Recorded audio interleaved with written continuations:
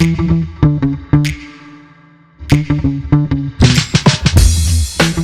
today we have Angela Stopper, and here is why she is awesome. She is the Chief Learning Officer and Director of People and Organization Development at UC Berkeley. She's a faculty member at Penn State World Campus, teaching in the master's program for professional studies in organization development and change. She's a course author and instructor for Illumio, and this is all fueled with a PhD in workforce education and development. Hello, Hi, Dr. Russell. Stopper. It's so nice to be here with you today. Thanks so much for that wonderful introduction.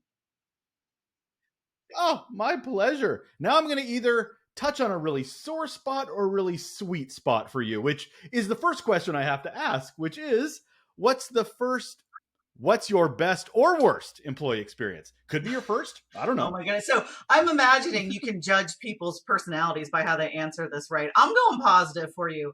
I am living my best career life right now. My job is so much fun. I have a team that I lead that are full of experts that are engaged and excited about their work. I have a boss who trusts me to do my job and looks to me to support him and his success. I have a peer group where all of us, bring us something different to the table, but work in a way that we can all play off each other's strengths and help kind of fill in any gaps that are there. And I work for UC Berkeley, which is, one of the coolest universities in the country, if not the world. And I live in the East Bay.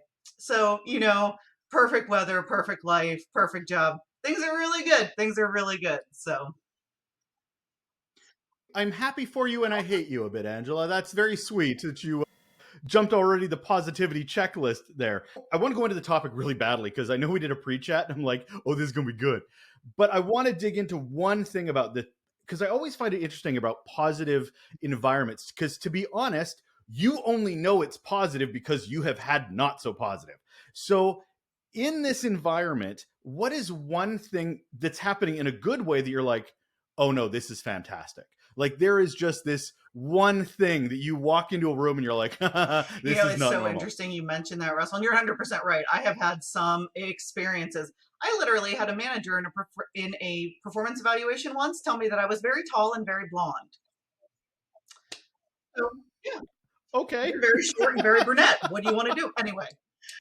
But I will say, and this is so cliche, but it is 100% true. Having worked for an amazing boss and having worked for some, managers that might have needed a little bit of zhuzhing around the corners, I can say what we all know. People don't leave their jobs. People don't stay in their jobs. People leave their manager. People stay in their job because of their manager. I have had the great pleasure of working for two incredible leaders in people and culture, our rename of human resources at UC Berkeley. And that pillar goes the whole way up to a chancellor, our CEO, say, in the industry, who's just amazing. People care about the people. They care about growth. They care about making sure that we're taking care of the whole person, not just the piece of you that comes to work and puts out some kind of a product. It's truly a space where I feel cared about and I feel like I'm able to do work that isn't allowing us to show that care and growth for all of our staff and faculty, which is a really exciting place to be. So let's get into that topic you mentioned, HR, human resources. I know you've renamed it, but I always like starting any conversation by starting with a baseline. Like, what are we talking about? So traditionally, what is HR or human resources typically known of or thought of? I think there's probably a spectrum, of course, just like anything in this world.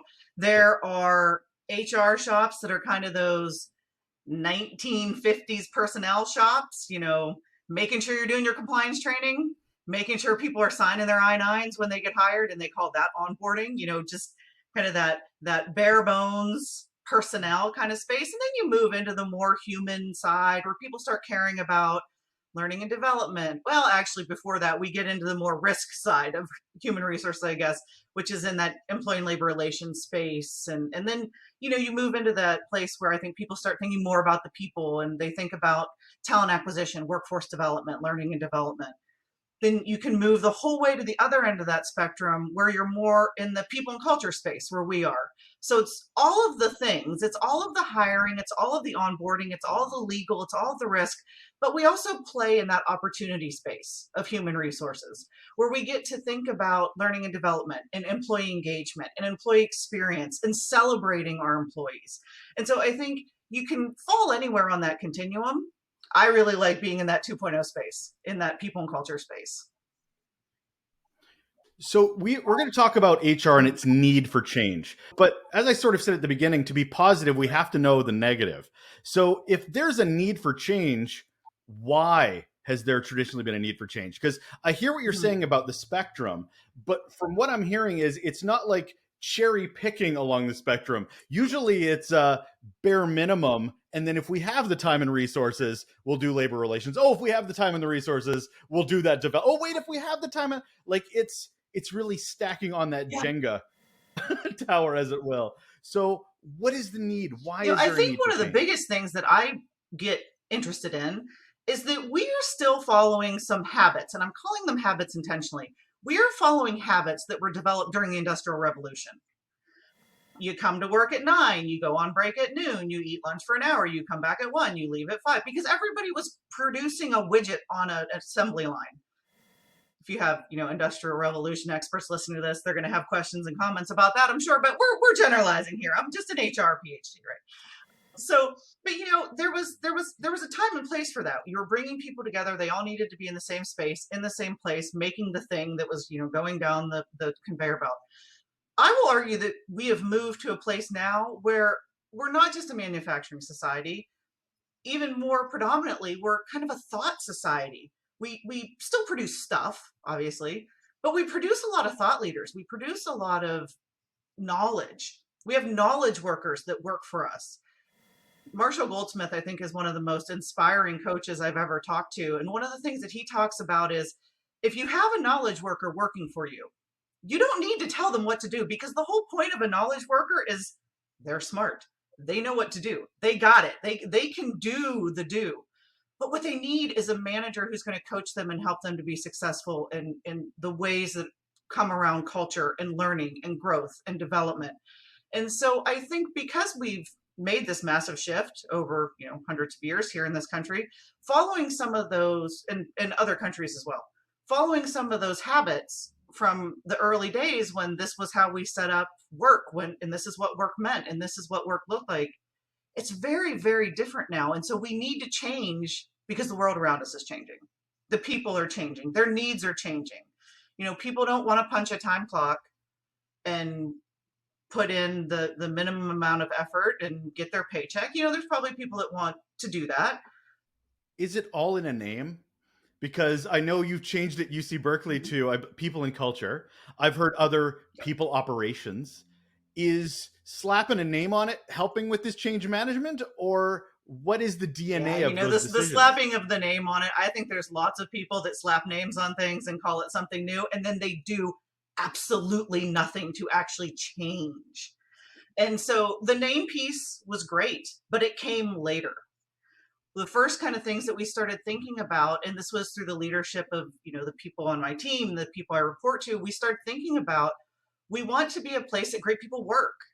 We want to be a proactive people partner. That was our tagline before. When we were still HR, we were moving towards being a proactive people partner, getting people used to that. We started talking about building a culture of coaching, having managers who coached, having managers that supported their employees, having managers and employees that had relationships that were meaningful and helpful and centered around growth and success, work success, still goals and development.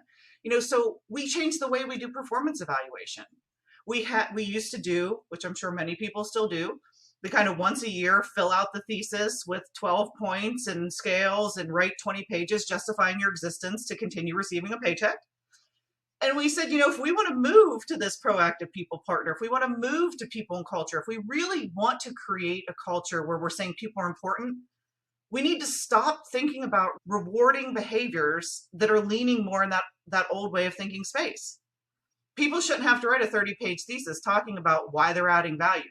Their manager and they can have a conversation a couple times a year. How do you feel like you're adding value? Anything I can do to support you? That should be enough. Because again, we have knowledge workers that want to do a good job. And so I think the name is important because a name kind of clicks in someone's mind. Okay, something's different. And then you have to prove to them that something really is different. And that's where the kind of rubber meets the road. I love that you Yeah. have to earn the name. I love that you mentioned that you have to earn the name, because so many groups will go, we have a new name. Now we have to do that thing. And they never do. Or it's a poster that's put up and they're like, oh, I remember that from 1975. Like, it's such a thing where it's forgotten about. So I love the idea of earning a name. But who's in charge of this kind of transformation? Is it HR driving it? Where's executive in this? Does employees Yeah, have a part? absolutely. This is something I think that when the organization as a whole decides this is something we want to do, you need support from the top down, and then you need to grow that support from the bottom up so it can meet somewhere in the middle. I know we would have never been successful with this if our very top leadership wasn't interested in this kind of work. Or if they didn't trust us to be the experts to say, even if you think this is a little crunchy or a little wonky, please trust us. This is what we need to do. Either of those spaces can, bring leadership in to say, either trust us, we know this is what we're doing, or a leader can say, oh my goodness, we need to do this. So I think those top down kind of support mechanisms are really important. I think one of my mentors back at Penn State, where I got my PhD, was Dr. Albert Vasiri. He always talked about using leaders as teachers. Part of change management is, kind of stabilizing operations, stopping the hemorrhaging, starting to think in waves, and using your leaders as teachers as you're moving through these big cultural shifts. I think that's really, really important, because if they're not modeling and saying and doing what you're saying, no one's going to believe it. And I said specifically modeling and saying. It's not just saying it. They have to actually do what you're saying. And at the same time, we know so much power comes from our front lines. It comes from our individual contributors. It comes from the people that are doing all the work. And so we need to get them engaged too, and them excited. And we need to build trust so they know that what we're talking about, we really mean. And we want their opinions, and we want their help, and we want to bring them in so that they can be part of the solution as well. So I think it's a top down, it's a bottom up, it's coalescing in the middle, and you need someone who's going to help bring those pieces together. And that's where we were successful in our people and culture team. We were able to have leadership there that said, this is important and this is what we want to do. They were able to engage the top. They were able to charge us with engaging from the bottom of the pyramid and kind of get everybody thinking and moving in the same direction. So I think HR or people and culture, whatever, has a really important place at that table. Human resources has the name, right? Human right in there. We are the people that are in companies to talk for the staff and the people who don't have a voice at that C-suite table. I see that as our job, to bring those thoughts and bring that information to the leadership so they can make great decisions. And so I think that's where HR becomes a really good coalescer of these kind of cultural changes. So I know somebody's listening to that going, well, that's nice. That's how it should be. But we both know, we had a chat about this, is human resources always seems to be the division that gets the last of a thought when it comes to resources or prioritizing. But employees are the lifeblood of an organization. So how do you sell this to executive when you and I both know HR needs to change, but your executive is so very customer equals money, or process over people, or like their mindset is different? Yeah. How do you crack that? And I think it's probably different for every industry. So I work in higher education where it should be super easy, right? Except our mission as the University of California is research, teaching, and service. Like, should we say making a great employee experience? Probably. Because you know what, if there's not staff and faculty who are doing the teaching and the research and the service and supporting the people doing the teaching and the research and the service and supporting the students that are coming in to take part of that teaching, all of a sudden it all falls apart. But it is really truly about making the case that in the place where we are in today, in this time in history, we need to be thinking about people and thinking about how we're going to engage them and tap into their strengths so that they can help us be nimble and help us move forward, because the world is changing so fast. And if we can't tap into our people to help us find the solutions to the changes that are coming, no matter how amazingly talented your C-suite is, they're going to miss things. when you know, rise in an organization, you know that, you know, you get more and more kind of removed from the day to day, the front lines. People don't like to tell you when bad things are happening. You know, people might not give you the feedback that you need. And so in that space, I mean, I think it's just, it's critical for us to be able to say, here's why we're important, and also start making the business case. You can talk about how employees that are engaged are X% more productive. There's research out there from people like Gartner and the Association for Talent Development and Coupa HR. There's so many organizations that say coaching cultures improve performance by this much. Engaged employees are this much more likely to stay. We know how much turnover costs. We know if we have employees that are staying longer and feeling better about their work, they're going to give us more. That all equals that bottom line, you know, bottom line profit as well. And so I think it's starting to think about our human capital, our human inputs, our staff, our all of the people that make our organizations happen. Start thinking about them as extremely scarce resources that are very, very valuable, just like we think about everything that we put into the products that we make or the services that we provide. How did the pandemic help with your acceleration? Because I've known HR professionals on social platforms, they've been screaming for years into the void. But then suddenly, these last couple of years, suddenly Mm-hmm. people are listening. How did it change for you in accelerating the idea of HR Oh my being goodness. more It effective? was, so there was so much tragic, horrible awfulness that went with the pandemic and the social justice movements that, you know, sprang from that, and everything that was happening in the, you know, so much was changing and there was so much going on. The one silver lining, I think, of the pandemic was that it gave us time to reevaluate some of those habits that we were talking about earlier. It made us realize that maybe we don't have to work the same way we did in 1956. You know, and it, for organizations that were paying attention and listening to people, they were forced almost to pay attention. If they were already paying attention, they were probably halfway there.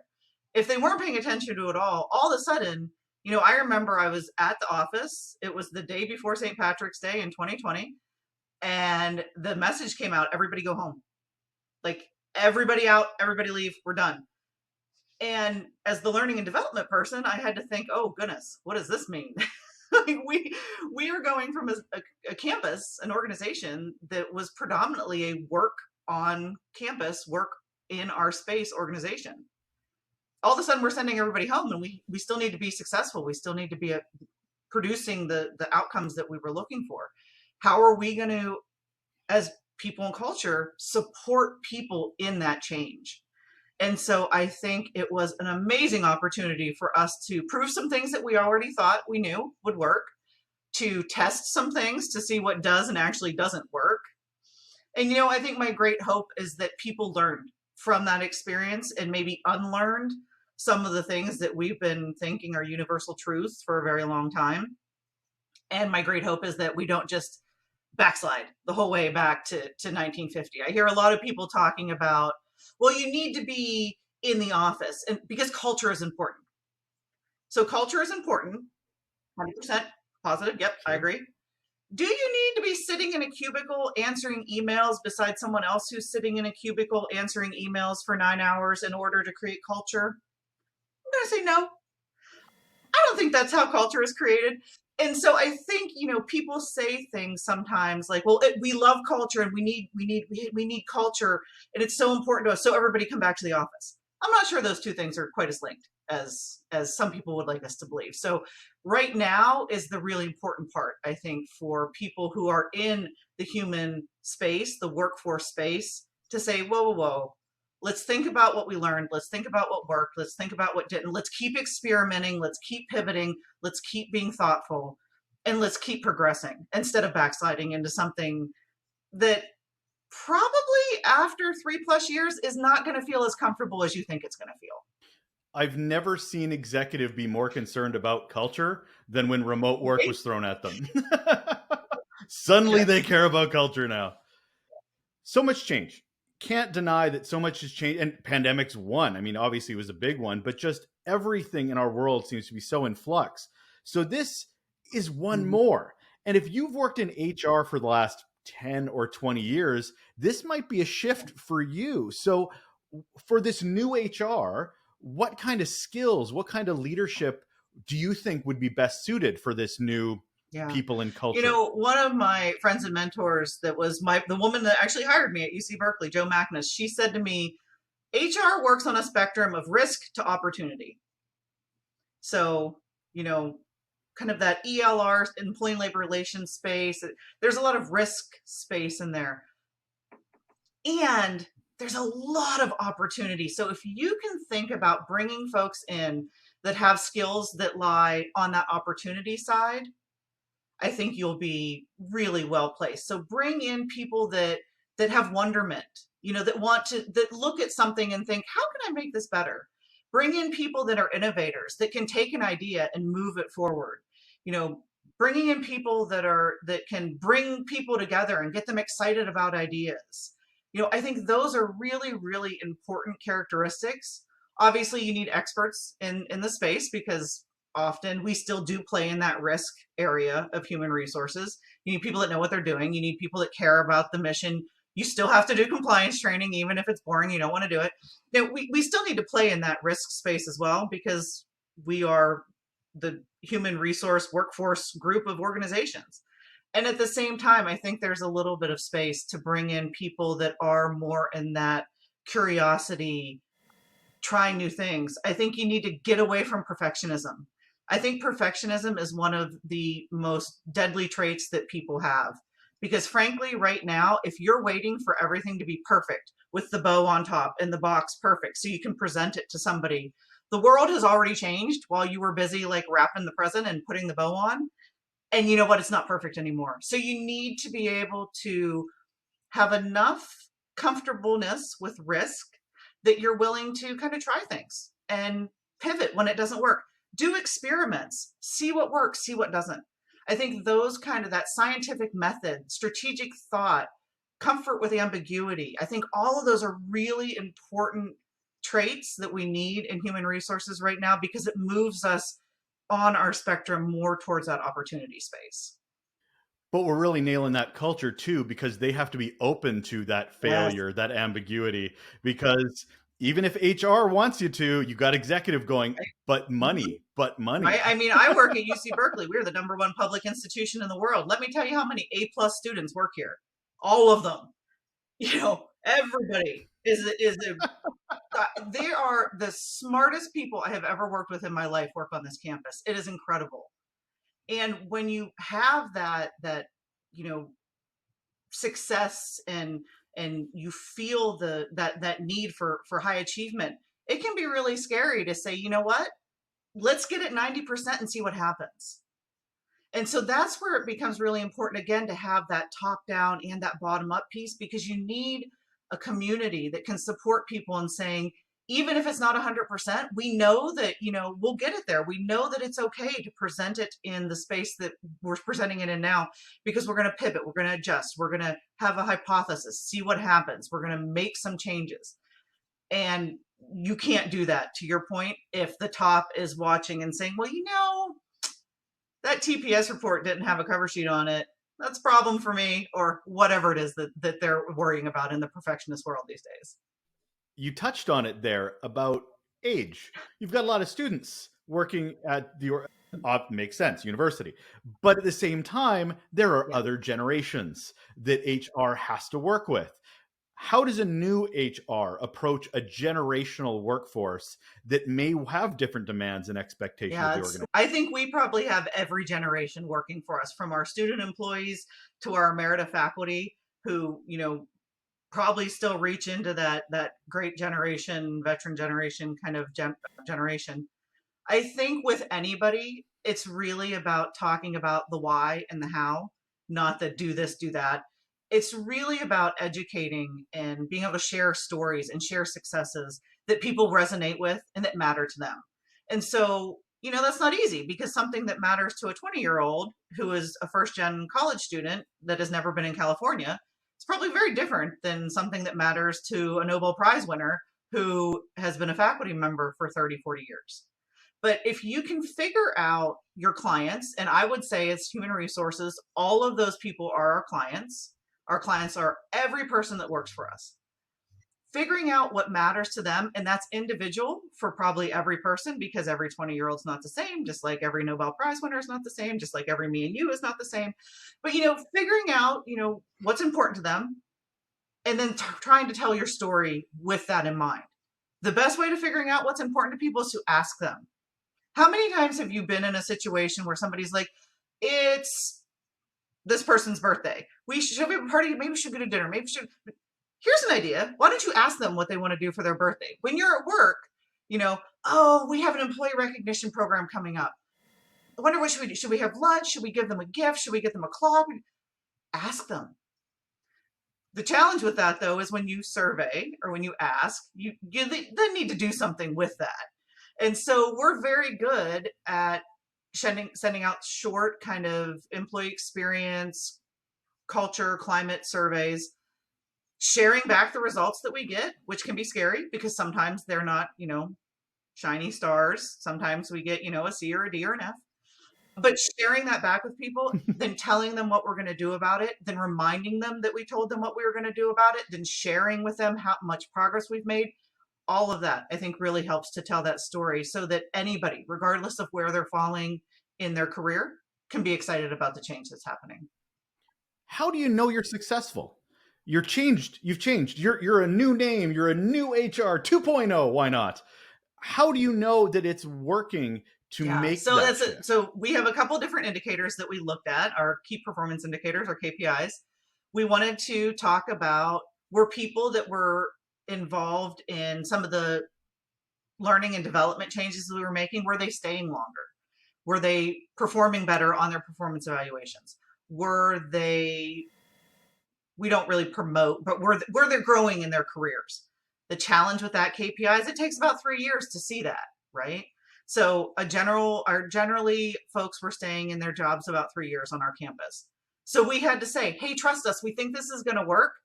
And in 4 years, we'll be able to tell you if it did or not. I mean, right? So that's not the only KPI you can use. Certainly, you need to think about other things. I mean, that was one of them. Are people showing up differently? You could start to see some of the changes with the performance evaluations right away. When we made our change in the way we do performance evaluations, one of the things that I'm so proud of and that we still know we need to do work on is we looked at our staff on average, and then we broke it down by our different demographic groups on campus. Our old performance program, our Black staff were receiving 10% lower ratings than our white staff. Right? Yeah. That's a problem with the program. The new program that we just rolled out a couple years ago, we've closed that gap. I think now it's like 4.6, which means we're not there yet. We still have work to do. But just looking at those kind of indicators, I think tells us that we're moving in the right direction. It's also something you can feel. I talk to people on campus and they say, wow, I was here when HR was this. And now it's under this new leadership with Eugene Whitlock as our chief people and culture officer, and with our leadership team. And it feels different. It feels better. It feels good to be here. I'm excited to come, those kind of things, just those anecdotal things I think are important. And then during the Great Resignation, we were able to look to see how many people left. So we were able to take a look at, because we're part of a system, we could take a look at across the University of California, all of our campuses, what is their kind of resignation? What's it looking like? And what's ours looking like? Ours was better. People were staying. People were staying in their jobs at Berkeley even more than they were staying in tech or in other industries here around the Bay Area. So you can look at these different indicators that tell you, I think, it's not chicken egg or egg chicken, but you can look at these indicators and see that you're having a positive impact on the culture and the employee experience, and that's coming through in productivity or people staying in their jobs or people being excited about new things. Or we started a referral bonus program. If you refer people to campus, obviously you like working here. So just tracking those numbers. We started doing employee experience conversations, stay interviews instead of just exit interviews, and started getting excited, getting data from folks, not just when they were walking out the door when it was too late to do something, but talking to them about what would be meaningful for them to stay in their career, for them to grow and to be engaged. And all of those stories and data points are things that we can put on dashboards that we then share back out with the world so they can see kind of that positive impact. I love that you mentioned stay interviews, because I'm a big proponent. We mentioned this as well. We talked offline about this as well, that it needs to be an organic journey from onboarding to stay to exit interview. But it seems like such a, oh, wait, did we do an exit interview? I think we Oh, should yeah. have done an exit interview way longer than it Yeah. should have been. How is technology part of this? Because we're talking about change, and technology is certainly one that I can barely keep up with. So, if we're changing with HR and human is part of this, how is technology interwoven to make it Yeah. easier to do I that? think, the stuff that's happening right now with AI and Chat GPT, if you are not paying attention to it, you should be. And if you're not a little bit terrified, you should be. It's remarkable the things that are happening right now. And I think that technology should always be used as a tool to help us do our jobs better. I'm not a person that thinks that technology is ever going to replace me. It probably will at some point, but I will be long gone by then because, maybe 50, 60, 70 years from now, potentially.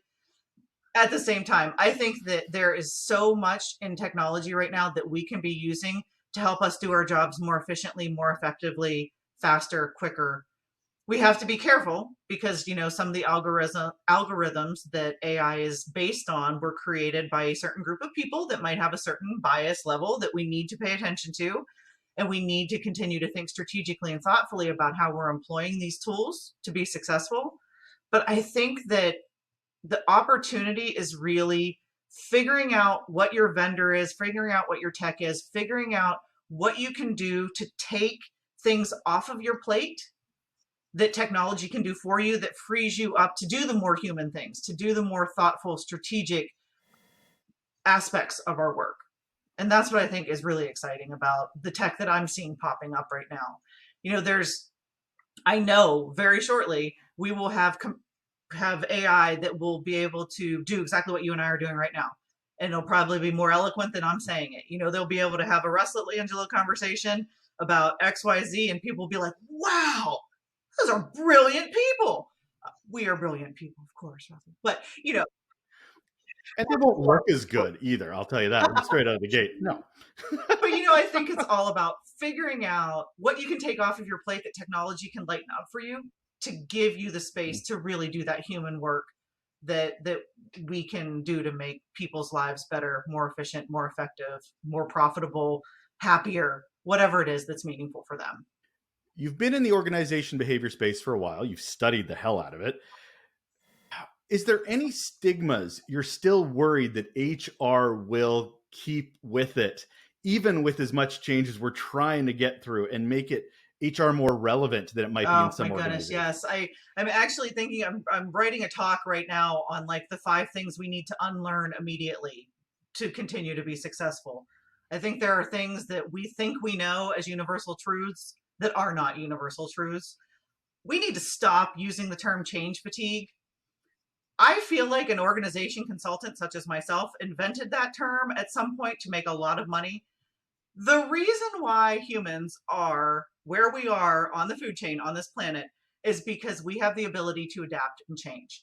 There are anthropologists that talk about when Neanderthals were on the planet and Homo sapiens were on the planet.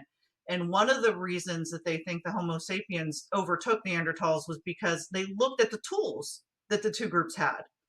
And Homo sapiens tools adjusted and changed with time, where Neanderthal tools stayed relatively the same through most of their existence. So that change, being able to change and adapt is part of our DNA, and we need to embrace it. And we need to grab a hold of it. And we need to be excited about it. And we need to stop blaming change fatigue for not wanting to do things that are scary or risky or might not feel as comfortable as, not changing. So I think that's something we need to be very cautious of. I think we need to continue to question these habits.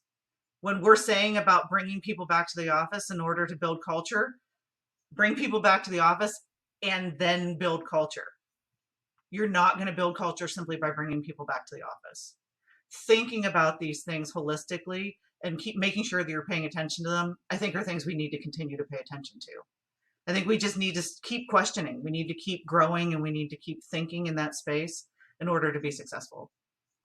Things change. I know it's a reoccurring thing on this episode, but if you're going to change, how do you keep something like this relevant? How do you future proof an HR team that you're changing into this new thing that may change into another new thing in 15, 20 years? Like, how do you stay relevant? I think it is about building a community that you trust of professionals that you allow to do their work and you allow to bring their voice to the table and you allow them to help influence and move you forward.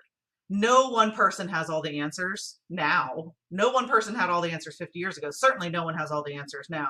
And no one's going to have all the answers as we move into the future. So I think if we can figure out ways to build community in ways that work, build trusted spaces, build safe spaces where people can come together and share and learn and grow. I talk about a model that I created called the You, Me, We learning model. And back in the day, in the 80s, some very, very smart people came up with what they called the 70-20-10 model. And it said, 70% of what we learn comes from this, and 20% of what we learn comes from that, and 10% comes from formal learning. So I don't like to think about it like that, because that silos and pillars things into a way like, 70% needs to go be social learning. And I think about it in this you, me, we space. So we as organizations can provide opportunities for our people to be self-directed learners, me learners, where they take care of themselves and they're active and they go out and they find information and they bring it to us and they help us change. And then they can look to us, they look to their you learning, they look to you, the organization, to provide things for them. And they look to they look to their social network to provide things for them. And we in organizations can create safe space for that we learning. We can create space for people to be me learners, and we can push information to them in a you learning kind of way that's really powerful. So I think just moving through that cycle and continuing to think about that and continuing to bring all the voices to the table will help us to continue to be future ready and relevant as we continue to move through the world. So we've said you've had a bad experience and now you're living in a utopia. So, Angela, what are you most excited about with the I am, you mentioned it right when we started talking. We have been talking for years. People, particularly in the learning and development space and in HR just in general, for years have been saying, give us a seat at the table. We can help. We can help you C-suite. We can help you make good decisions, and we can help you make this business stronger, better, more efficient, more profitable, more effective. Pay attention to the people, and the other things shall come. And I am really excited because I'm talking to people out there in industry, talking to people like you, talking to other people in my network. And I think I'm starting to see that shift. I'm starting to see that place at the table where the voice of the human that is in the organization is starting to have an impact on strategy and what the organizations are doing and what they're calling success. And I think that's HR's place at the table. So I'm really excited and hopeful that that trend will continue, that we'll continue to bring those voices forward as organizations are building their strategies and figuring out ways to stay future ready and future proof their success. I think it's just a wonderful time to be in learning and development, to be in organization development, to be in HR. Really, really fun times coming, I think. So I have to leave you with one last question, Angela, which is, what's one simple thing people can do right now to improve their relationships at work? Oh my goodness. That's not a simple question at all. Why should it be? I think there are so many things that we can be doing. I think one simple thing that anybody can do is talk to a coworker and ask them a powerful question that has nothing to do with their job. So I was just talking to a wonderful, wonderful woman here in the Bay Area. Her name's Kat Velos. She was a keynote speaker for us at a conference. And she said she was at a party over the weekend. And somebody said, so what do you do? And she said, you know what? I'm trying not to talk about my work outside of work so much right now. So could we talk about something else? Like, could we ask a different question? So just that opportunity to get to know each other in a human way, I think is really powerful. Now, you don't want to be, you don't want to dig too deep, and you don't want to, I know some people get a little itchy when you think about like making a best friend at work. But what Kat says is, okay, you don't want to make friends. You don't go to work to make friends, but do you go to work to make enemies? Probably not. So, take a minute to just have a conversation, ask a question that's not about XYZ project, that's not about some fire you're putting out, that's not about, the CEO's speech that went viral last week. Just ask a human question. And I think see what that does for your relationship, see what it does for your happiness, see what it does for your engagement, see how it brings people together. I think it will really pay out for folks if they're comfortable, just being a tiny bit more human in the office.